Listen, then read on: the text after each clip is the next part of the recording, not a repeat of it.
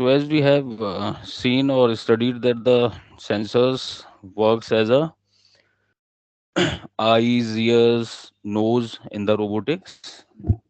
So यार sensors और sensory system जो है जैसे हमारी सेंसेस होती हैं ह्यूमंस में कि टच से, देख के, साउंड से या स्मेल से या टेस्ट से जो हम फील करते हैं, एक्सपीरियंस करते हैं, उन्हीं को ध्यान में रखते हुए हमने रोबोट के लिए ये चीज़ें बनाई हैं जिसमें इन्वायरमेंटल डेटा को लेके ये इंफॉर्मेशन हम तक पहुंचाते हैं, जैसे टच हो गया, distance, light, sound, strain, rotation, magnetism, smell हुआ, temperature, inclination, pressure, altitude and many more parameters. जिस तरीके का भी डेटा या ऑब्जर्वेशन हमें चाहिए रोबोट से, that robot can provide us.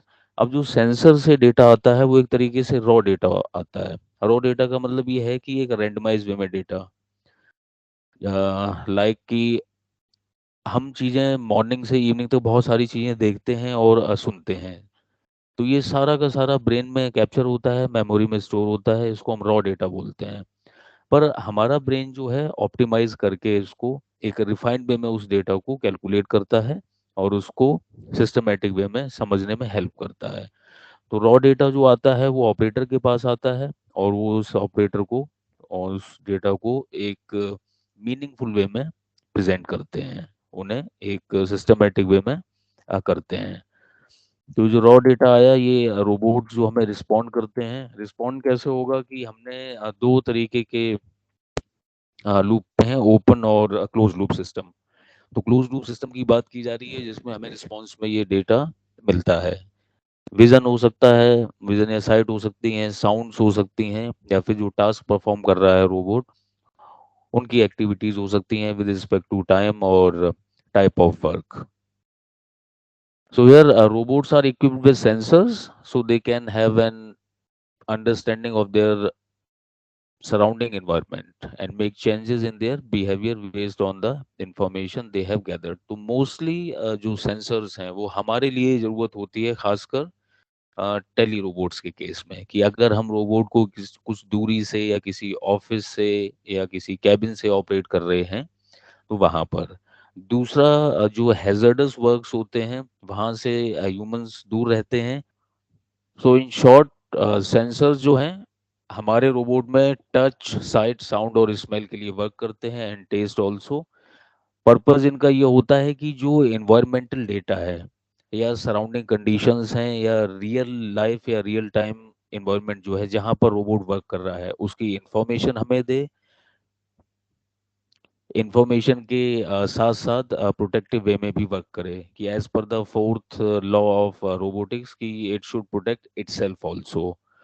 और पहला लॉ जो है वो ये कहता है कि ह्यूमंस इंस्ट्रक्शन को फॉलो करे, तो हमारी इंस्ट्रक्शन फॉलो और बेहतर कर सकता है अगर रोबोट से हमें फीडबैक रिस्पॉन्स मिल रहा है कि हम इससे काम ये करवा सकते हैं रोबोट से या नहीं। So decision making capability humans की होती है अभी तक, एक्सेप्ट ह्यूमनॉइड रोबोट्स या फिर प्रोग्राम रोबोट्स की, वो अपना टास्क करेंगे ही करेंगे। So in order for the robot to see the environment, मतलब सी का मतलब ये है कि एनवायरनमेंट को ऑब्जर्व करना, कैसे काम करना है, क्या दिख रहा है हमें। तो sensors are use to provide such information. Sensors का काफ़ी ज़्यादा इंपॉर्टेंस होती है रोबोटिक्स में, क्योंकि ये हमें क्रूशियल इंफॉर्मेशन प्रोवाइड करते हैं थ्रू द कंप्यूटर और सम ट्रांसफरिंग मोड, जिससे कि टास्क को प्रॉपरली कर सकें।